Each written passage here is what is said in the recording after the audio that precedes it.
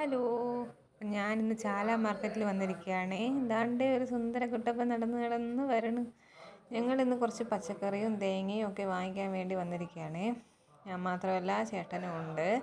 ചേട്ടൻ അവിടെ നിന്ന് തേങ്ങ എടുത്തിടാൻ വേണ്ടി പോയിരിക്കുകയാണ്. ഞാനിവിടെ കുന്തം പോലെ നിന്ന് വീഡിയോ ഒക്കെ എടുക്കുകയാണ്. അപ്പോൾ ചേട്ടൻ തേങ്ങയൊക്കെ എടുത്തിടുന്നുണ്ട്. അപ്പോൾ ഇത് നമ്മൾ വീട്ടിലത്തേക്ക് വേണ്ടി മാത്രമല്ല കേട്ടോ ഇത്രയധികം വാങ്ങിക്കണത്. ചേട്ടൻ അവിടെ ഗസ്റ്റ് ഹൗസിലാണ് ജോലി, അതായത് KSEBിൻ്റെ ഗസ്റ്റ് ഹൗസിലാണ് ജോലി. അവിടെ വിത്ത് ക്യാൻറ്റീനും കൂടെയാണ്. അപ്പോൾ അവിടുത്തെ ക്യാൻറ്റീനിലോട്ട് എന്തെങ്കിലും ഫംഗ്ഷനൊക്കെ ഉണ്ടെങ്കിൽ ഒത്തിരി സാധനങ്ങൾ വാങ്ങിക്കണം. ഡെയിലി ഒക്കെ നടന്നു പോകുന്ന കാര്യത്തിൽ നമ്മൾ അടുത്തുള്ള കടകളിൽ നിന്നൊക്കെ വാങ്ങിക്കും.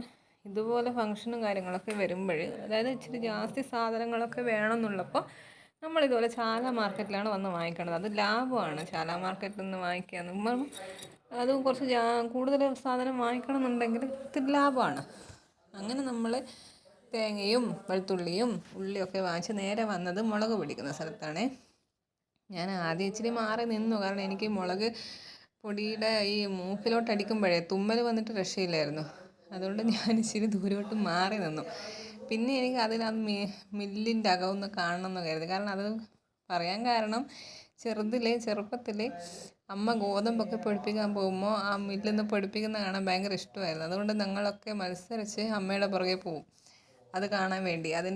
അതിലിടുന്നതും ഒരു പൈപ്പ് പോലെ ഒരു തുണി കെട്ടിയിട്ട് അങ്ങനെ വരുമല്ലോ, അതൊക്കെ കാണാൻ ഭയങ്കര ഇഷ്ടമായിരുന്നു ചെറുതിൽ. അപ്പോൾ അത് ജസ്റ്റ് ഒന്ന് നോക്കാം, വീഡിയോ ഒക്കെ അങ്ങനെ എടുത്തതാണ്. അപ്പോൾ അങ്ങനെ മുളക് പൊടിയും മല്ലിപ്പൊടിയും മഞ്ഞൾപ്പൊടിയും ഒക്കെ വാങ്ങിച്ച് അവിടെ നിന്ന് ഇറങ്ങി.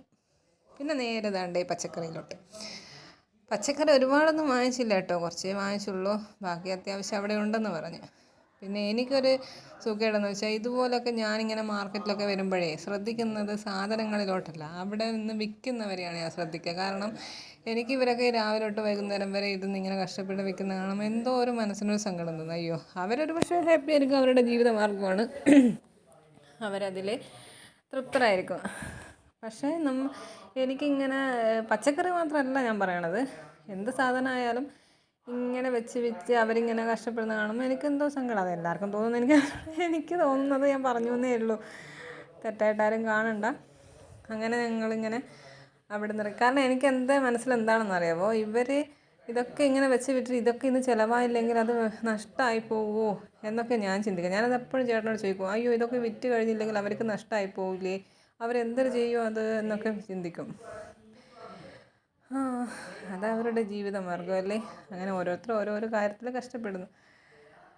അങ്ങനെ നമ്മൾ അവിടെ നിന്ന് ഇറങ്ങി ഇങ്ങനെ അടിച്ച് വിടുകയാണ് വണ്ടി ഗൈസ്. ഇനിയിപ്പോൾ വീടെത്തി കഴിഞ്ഞിട്ട് ഒരുപാട് ജോലിയുണ്ട്. നാളെ ഓഫീസിൽ പോകുന്ന കാര്യങ്ങൾ ഒരുക്കി വെക്കണം.